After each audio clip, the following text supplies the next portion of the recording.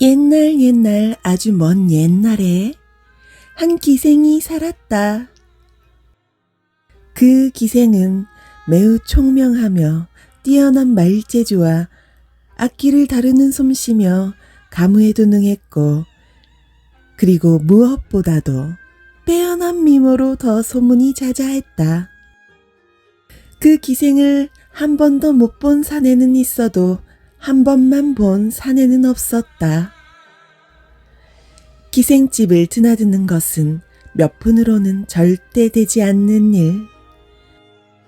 하지만 사내들은 그 기생을 보기 위해서 품에 있는 돈을 다 꺼내어 너도 나도 할 것 없이 다투어 줄을 섰다. 그 기생의 이름은 월량이었다. 월량, 그의 이름처럼 향기 또한 매혹적이었다고 한다.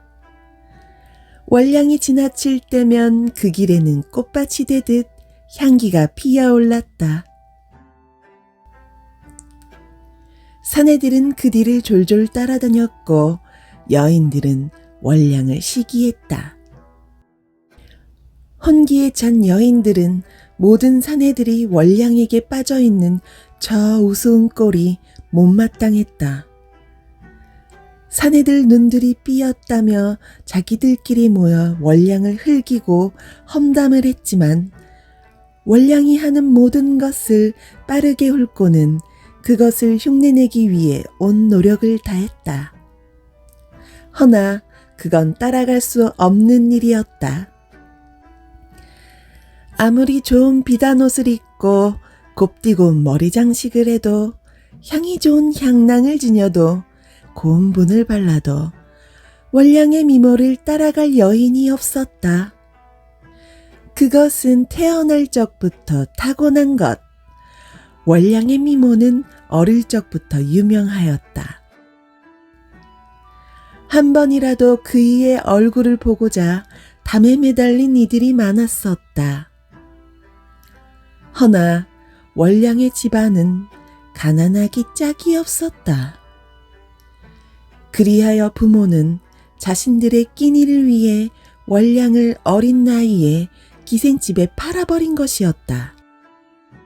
기생집 행수기생은 첫눈에 월량의 총명함을 알아보았고, 그 일을 최고의 아름다움과 최고의 기술로 명기로 만든 사람이었다. 행수기생의 큰 그림이라고 해도 과언이 아닐 정도로 월량은 명월간의 최고의 기생이 되었다. 행수기생은 이 굴러온 복덩이를 최고의 비단, 최고의 음식, 최고의 대우를 해주었고, 순진하기 짝이 없던 월량은 그저 조언이라고 생각했었지만 그건 다 빚이 되어 돌아왔다. 행수기생은 월량을 절대로 놓아줄 생각이 없었다. 이 마을 저 마을 고을할 것도 없이, 직책에도 상관없이 월량을 보고자 몰리는 사내들의 등골을 다 빼먹을 때까지 절대로 내어주질 않을 심산이었다. 월량은 그런 행수기생의 심산을 알아채고는 하루하루 빠져나갈 묘수를 고심하고 또 고심하였다. 하지만 그 길은 보이지가 않았다. 월량이 자리에 앉아 멍하니 생각에 잠긴 꼴을 보고 그 이의 아랫것인 사머리가 말했다. 아씨, 무슨 생각을 그리 깊이 하십니까? 누가 잡아가도 모르겠슈. 제가 지금 몇 번째 부르는지 아십니까? 정신이 든 월량이 만지던 머리를 다시 매만지며, 아니야, 그냥 힘이 들어 그래. 인생이 힘이 드네. 아니, 아씨처럼 곱고 일이 좋으신 분도 그런 생각을 하십니까? 아휴, 이런 걸 폭에 겨웠다 하는 거예요. 저를 보세요. 얼마나 박복합니까요? 너나 나나 다를 게 무언이.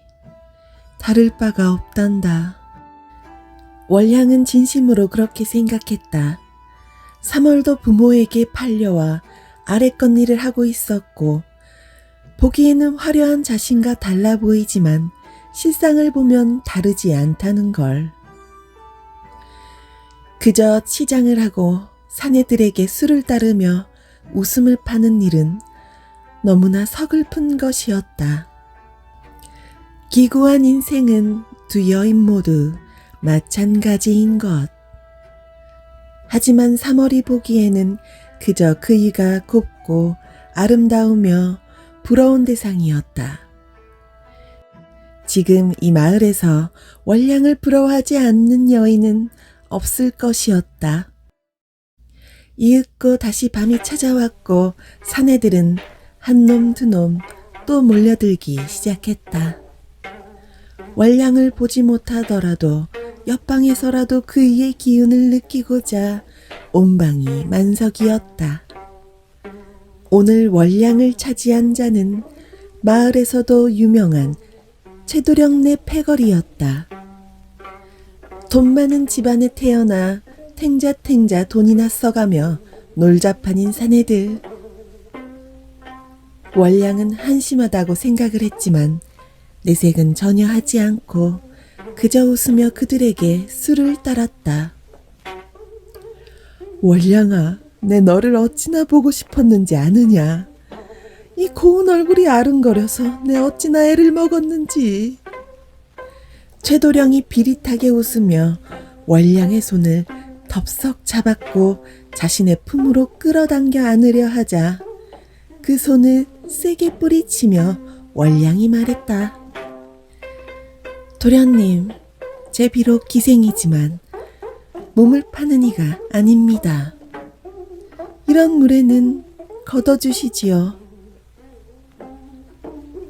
월량의 차가운 말과 행동에 화가 난 최도령은 상을 엎으며 성을 내기 시작했다. 역시 마을에서 소문난 남봉꾼이 따로 없었다. 내년이 지금 미쳤느냐? 한낱 기생주제에 감히 나를 거부해? 내가 니년을 보려고 얼마를 쓴 줄은 알고 있는 게냐? 기생년이면 기생답게 술이나 따르고 비유나 맞추다 내게 안기면 그만인 게다. 라며 언성을 높였다. 이 소란에도 눈 하나 깜짝하지 않고 가만히 앉아있던 월량이 입을 열었다. 이 기생년도 달린 눈이 있습니다. 도령님은 제 취향이 아니시지요.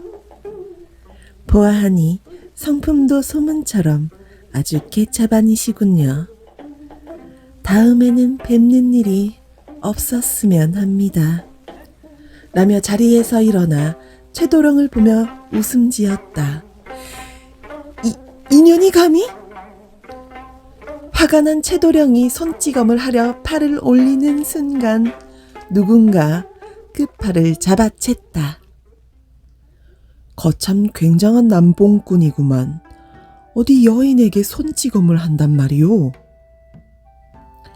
팔을 잡아챈 이는 다름 아닌 마을 최고 부잣집의 이대감 떼가들 이도령이었다. 나란 일 하시는 아버지와 집안 그리고 성품이 좋기로 소문이 난 이도령. 아무리 부잣집 최도령이라도 감히 뭐라 할 수 없는 자였다. 이도령, 자네가 어인들로 명월관에 왔는가? 아, 자네도 인연을 구경 온 겐가? 거 잘 됐구려. 함께 자리하세. 최도령은 금세 꼬리를 내리고 이도령에게 웃어 보이며 아부를 하였다. 자네 취한 것 같은데 이만하고 가는 게 어떤가? 여인에게 이리 하다니 내 실망했소. 자네 아버님께서도 아신다면 크게 실망하실 터인데. 아니, 그게 아니오, 이도령. 네, 안 그래도 지금 막 일어나려던 차였어. 그럼 나중에 또 봅세. 최도령은 서둘러 그 자리를 나갔다. 아무리 끼고 난다 하여도 이도령의 가문에 비할 바 못되는 이였고 혹여라도 아버님 귀로 들어갔다간 경을 치를 게 뻔했다. 다친 곳은 없소? 아, 이런 무례가 있나. 내 대신해서 사과하리다. 그렇게 말하는 이도령을 빤히 보고 있던 월량이 말을 이었다. 고맙습니다. 허나 도령님께서 사과하실 일이 아니시지요. 못난 사내와는 다르시지 않습니까? 라며 마치 난초의 꽃봉오리가 열리듯 활짝 웃어 보였다. 월량 또한 이도령의 소문을 들어 잘 알고 있었다. 대감님 댁 순진한 도령님이 어인일로 기생집에 오신지는 모르겠지만 소문의 성품 그대로였다. 저 그러면 실례하겠습니다. 말을 마친 월량이 이도령의 옆을 지나쳐 나갔다. 이도령의 코끝에 꽃향기가 스쳐 지나갔다. 과히 자자한 소문만큼 도도하고도 아름다운 여인이었다. 그날 이후로 이도령은 그이의 얼굴이 눈에서 사라지지가 않았다. 검띠검은 머릿결에 새하얀 피부, 발그레한 볼, 오똑한 콧날, 앵두 같은 톱톱한 입술, 은은하게 퍼지는 향기, 말을 할 때의 표정 하나까지 눈에 아른거렸다. 생전 가지 않던 명월관을 간 것도 동무들의 성화에 못 이겨 간 것이었거늘 낭패가 따로 없었다. 다른 곳도 아니고 기생집의 여인이 자꾸만 생각이 나니 큰일이었다. 잊으려고 해도 그 고운 얼굴이 잊혀지지가 않았다. 이러다 병이 나는 게 아닐까 싶을 정도로 그이의 얼굴이 보고 싶어졌다. 그러던 어느 날 장터에서 꽃을 발견하였다. 그리도 생각나던 꽃이 그곳에 있었다. 어우동 모자에 빨간 저고리 검정 치마에 아름다운 수가 놓여진 옷을 입고 매혹적인 자태로 월량이 머리 장식을 고르고 있었다. 빨려들듯 어느새 이도령은 월량의 앞에 와 있었고 둘이 눈이 마주쳤다. 도령님, 이런 곳에서 뵙네요. 그동안 강령하셨습니까?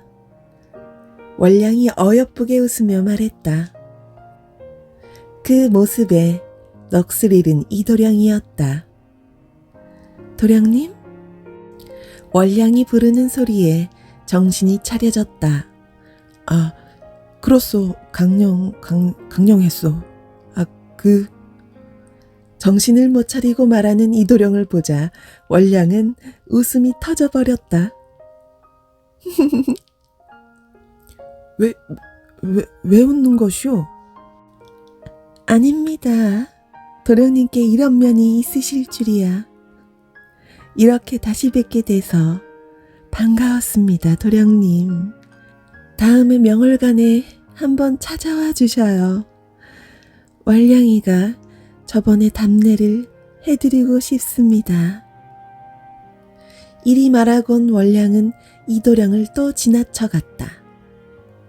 그이의 향기는 여전히 향기로웠고 아름다웠다. 내가 홀려버린 게야. 내가. 다른 이들이 아무리 소문이 자자하다고 빼어나다고 했지만 자신이 이렇게 월량에게 빠져버릴 줄은 꿈에도 모른 이도령이었다. 몇 날 일을 고민을 하다 결국 이른 밤 명월관에 향하고만 이도령이었다. 행수기생은 이게 웬 떡인가 싶었다. 이 마을 최고 부잣집 도령님이 월량을 찾아오셨다니. 앞으로 큰 돈을 벌겠다는 생각에 한껏 들떠 있었다. 도령님, 어서 오세요. 명월관 행수 명월입니다. 이렇게 모시게 되어 어찌나 기쁜지. 이리로 드시죠. 신난 행수기생 명월이 이도령을 명월관 최고의 화려한 방으로 안내했고 함께 자리에 앉았다. 조금만 계시면 월량이가 모실 겁니다. 부족한 게 있으시다면 무엇이든 말씀하셔요. 그리 말하곤 그 뒤로는 상다리가 부러져라 온갖 음식들이 차려지기 시작했다. 그저 잠시 얼굴이나 보러 온 것인데 거한 환영에 몸둘 바를 모르는 이도령이었다. 그때 문이 열리고 월량이 들어오고 있었다. 그 이의 자태는 입이 벌어지도록 매혹적이며 단아함 그 자체였다. 나비처럼 날아온다는 말은 이런 것일지도 모른다. 도령의 옆에 자리한 월량이 인사를 하고서 마주 보았다. 도령님, 이리 찾아와 주셔서 감사드립니다. 소녀 오매불망 도령님만 기다렸습니다. 그랬어? 네, 도령님. 자, 한 잔 받으셔요. 그날의 답례를 꼭 하고 싶었습니다. 그렇게 살가운 월량의 술잔을 받아들고 잘 마시지도 못하는 술을 마시는 이도령이었다. 술에 취하는 것인지 월량의 향기에 취하는 것인지도 모르게 이렇게 여인에게 빠져본 적이 있던가. 이것이 필시 연정일 것이라고 생각한 이도령은 그날 이후로도 매일매일 명월관을 찾았다. 명월은 다른 이들은 다 제쳐두고서 이도령을 꼭 월량과 자리하도록 하였다. 그리하여 다른 사내들의 불평들이 늘었지만 이리 큰 손을 절대 놓칠 리 없는 명월이었다. 자잘한 손님을 받느니 큰 손 하나 받아 손쉽게 버는 것이 더 낫지 아니한가. 월량을 이제껏 키워온 대가를 이제는 크게 받아낼 생각이었다. 월량아, 내 너를 이곳에 두는 것이 마음이 쓰이는구나. 내 어찌하면 너를 데려갈 수 있겠느냐. 도령님, 어찌 그런 말씀을 하십니까? 소녀 그저 천한 기생년. 어찌 도령님 같은 분이 저를 그리 신경 쓰십니까? 무슨 소리냐 월량아. 자네는 내 연모를 모르는가? 내 자네와 함께 할 수 있다면 무슨 짓이든 할 거요. 도령님. 월량은 도령의 품에 안기어 눈물을 보였다. 그렇게 서로의 연모의 정이 깊어져 이제는 뗄래야 뗄 수 없는 사이가 되어버린 것이었다. 그때였다. 문이 벌컥 열리더니 이도령의 아버진 이대감이 문을 박차고 들어왔다. 이놈이 하라는 학문은 떼지 않고 기생집을 드나들어? 내 너를 믿었건만 어쩌다 일이 된 것이냐? 이 망할 기생년? 어디서 사내를 꼬여낸단 말이냐? 어느 집 도령인지나 알고나 한 게냐? 고얀 것. 성이 난 이대감과 그의 일꾼들이 들어와 이도령을 잡았다. 내 이번만 눈 감아줄 테니 다시는 기생집에 들락거리지 말거라. 내년도 조심하는 게 좋을 게야. 그리하여 끌려간 이도령과 헤어진 월량은 한참을 볼 수가 없게 되었다. 하지만 이것에 물러설 이도령이 아니었다. 이렇게 보지 못하다간 병이 날 것만 같았고 야밤에 눈을 피해 담을 넘었다. 그리하여 명월관에 도착해 월량을 찾았다. 도령님, 이제는 여기 오시면 아니 됩니다. 대감님께서 아시게 되면 경을 치르실 거예요. 월량의 말에 이도령은 월량아, 나와 도망가자꾸나. 내 너와 함께라면 지위도 돈도 다 필요 없다. 우리 함께 도망가자꾸나. 하지만 이도령의 부재를 알아챈 이대감이 또다시 명월관을 덮쳤고 둘을 떼어놓았다. 내 인연, 네가 이러고도 살 수 있을 성시푸냐?